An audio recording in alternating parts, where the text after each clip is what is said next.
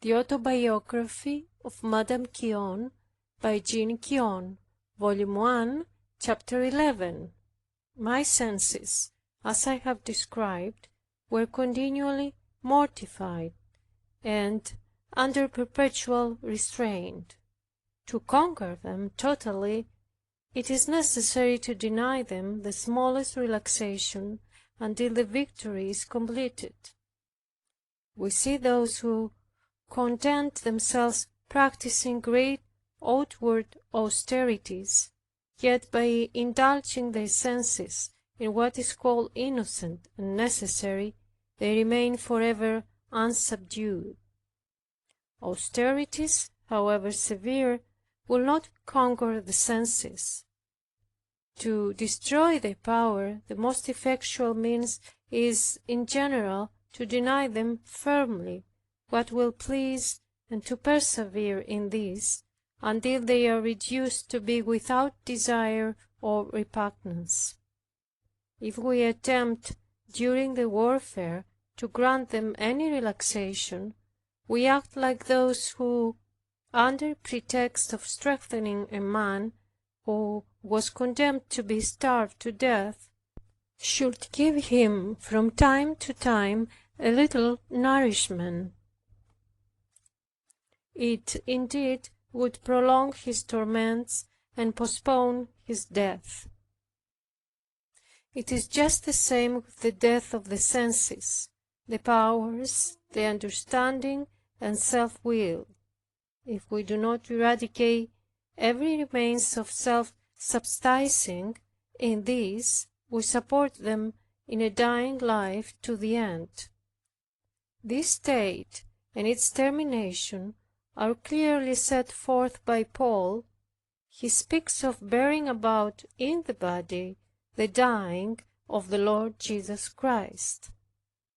2 Corinthians chapter 4, verse 10. But lest we should rest here, he fully distinguished this from the state of being dead and having our life hid with Christ in God. It is only by a total death to self we can be lost in God. He who is thus dead has not further need of mortification. The very end of mortification is accomplished in him, and all is become new. It is an unhappy error in those good souls who have arrived at a conquest of the bodily senses through this unremitted and continual mortification, that they should still continue attached to the exercise of it.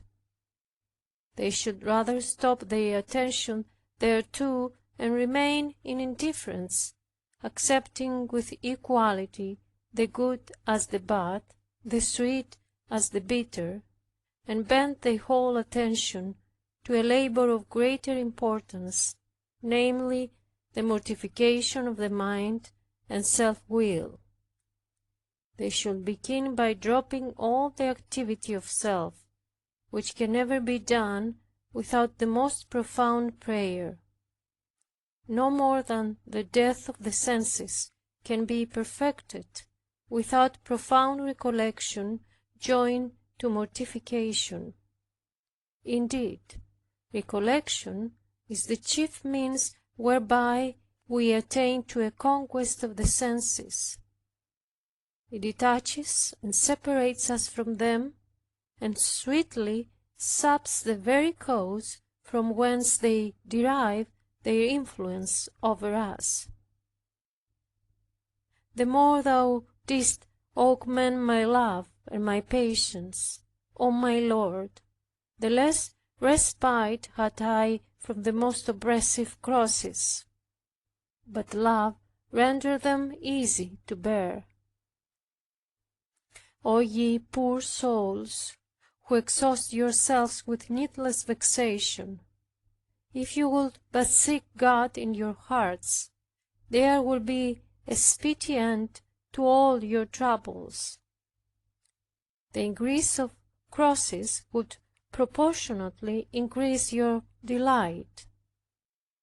Love, at the beginning, a thirst for mortification, impelled me to seek and invent various kinds. It is surprising that as soon as the bitterness of any new mode of mortification was exhausted, another kind was pointed to me, and I was inwardly led to pursue it. Divine love so enlightened my heart, and so scrutinized into its secret springs, that the smallest defects became exposed. If I was about to speak, something wrong was instantly pointed to me, and I was compelled to silence. If I kept silence, faults were presently discovered. In every action there was something defective.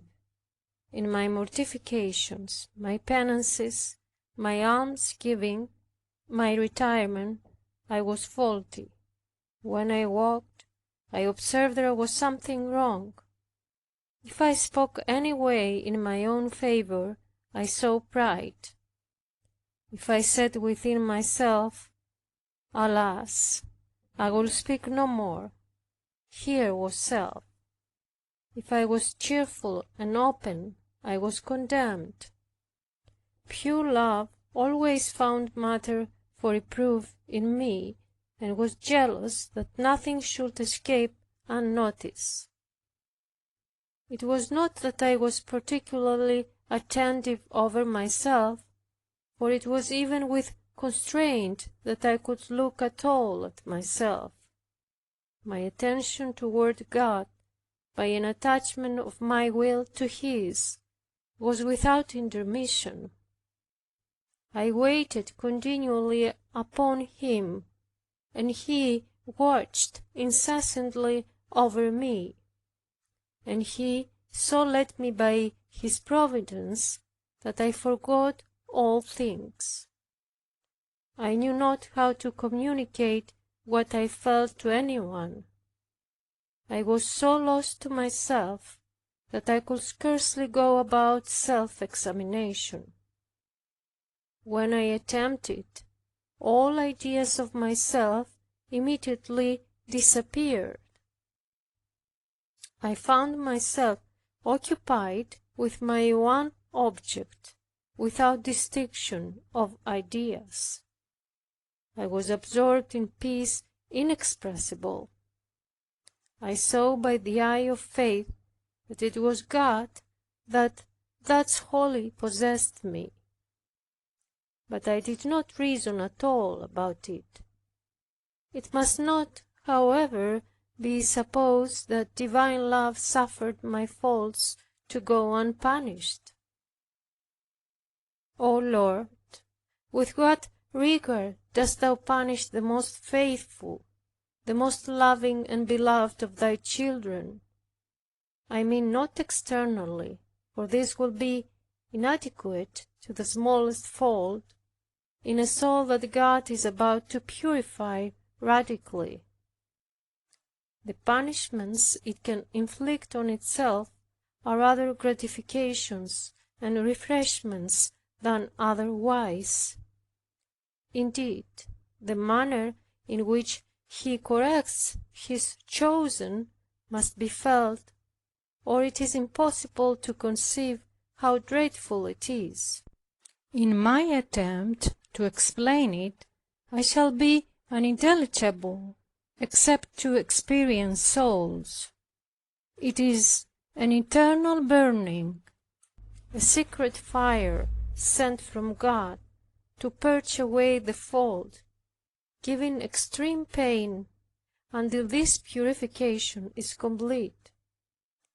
It is like a dislocated joint, which is in incessant torment until the bone is replaced. This pain is so severe that the soul would do anything to satisfy God for the fault, and would rather be torn in pieces than endure the torment. Sometimes the soul flies to others, and opens her state that she may find consolation.